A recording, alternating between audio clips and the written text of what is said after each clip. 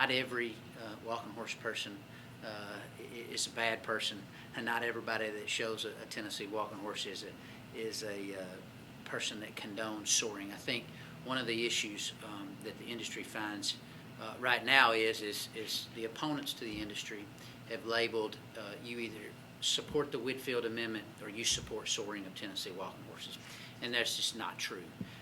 And so I think our goal is to present facts and how, whereas we do not support the Whitfield bill and the impacts that it would have on our industry, we also don't support soaring. And we have ideas and plans and facts that back up that the overwhelming majority of the participants are not condoning it, participating in it, or have anything to do with that type of activity. As you can see, from 2009 when SHOW was formed to 10, 11, 12, and 13, there's been a consistent increase, not only in the compliance.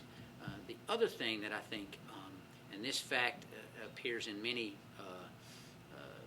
articles out there, is that the allegation is that there were a tremendous amount more violations written by the industry when the USDA was present than when they weren't present.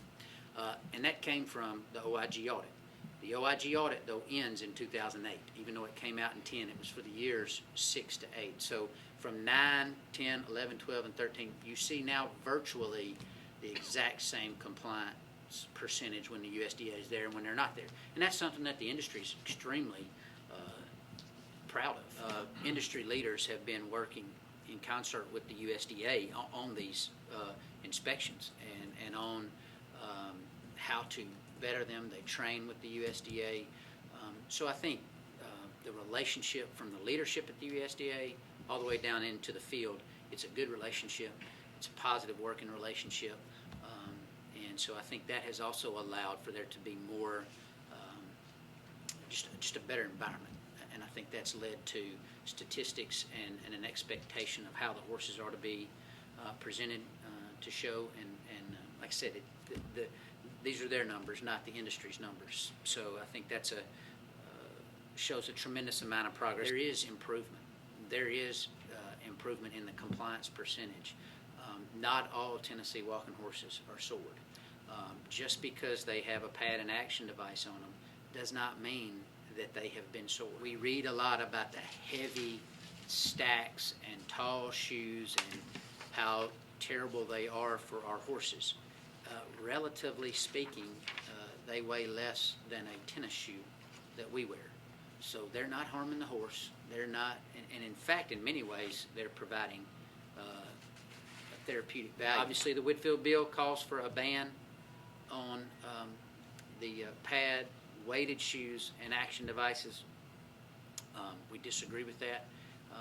Even in the documentation with regards to their bill, they admit that the equipment itself does not harm the horse, but they say that it facilitates methods to harm the horse. I mean, that's in our view and in my view, a reach to totally eliminate an industry over facilitation of an act that is obviously already there's a law that states that that's against the law to do. So we wanted to point out, I mean, the inspection process that the horses go through, I think that everyone can agree on both sides of the issue that it's a subjective process. Every horse is inspected. There was some debate in the hearing about that I think Ms. Benefield said that they were using masking agents to numb the horses to get them in, and that's why you shouldn't believe the industry inspection numbers. Well, at the celebration and at every show, the horses, the winner and 2 others are inspected post-show as well. So if they were just numbing them to get through pre-show, they would catch them post-show. I think the main thing that we want to get through is simply because you don't support the Whitfield bill does not mean you support soaring. We don't. The industry statistics and the USDA statistics show that the overwhelming majority of the horses that enter the ring are in compliance with the federal law.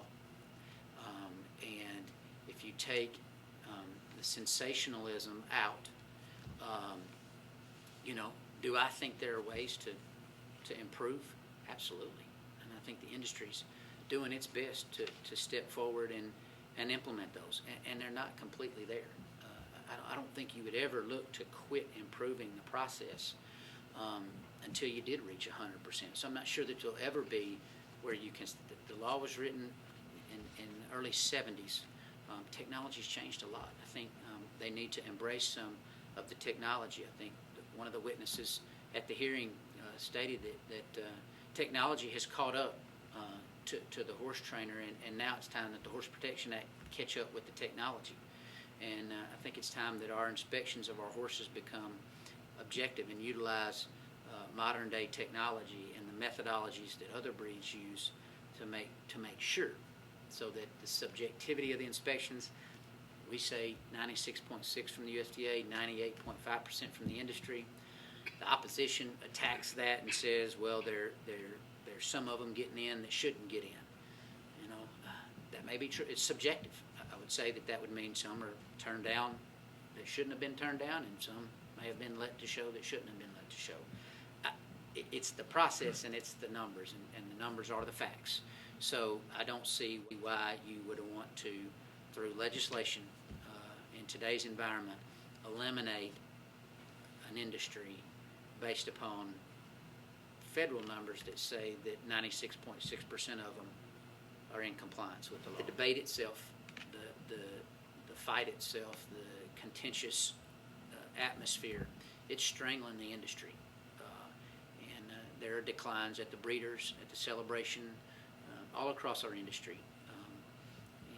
In my town of Shelbyville, but across the state, the economic impact of this has been large already, and if this bill were to pass, it would be devastating to